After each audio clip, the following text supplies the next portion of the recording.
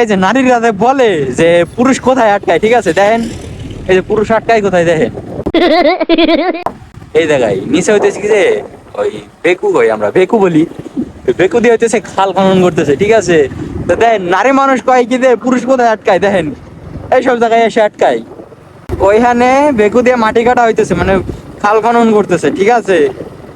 ওইখানে সব পুরুষ মানুষ, এখানে একটা তো মহিলা নাই, সব পুরুষ মানুষ, মানে ওইখানে অজরে দাঁড়ায় দেখতেছে দেখতেছে, কোনো কাম নাই কাজ নাই, দেখতেছে। দেখছো যারা মহিলা আছো তাদের কই, আসলে ব্যাপারটা হইতেছে কি যে পুরুষ আটকায় সেই জায়গায়, আর কোথাও আটকায় না যায়, এই জায়গায় এসে আটকায়। কি কথা ঠিক না?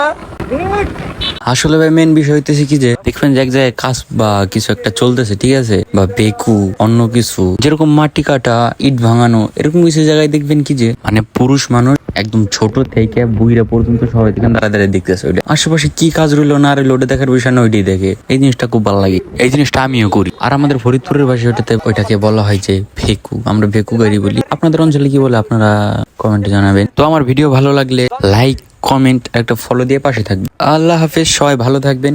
আসসালামু আলাইকুম।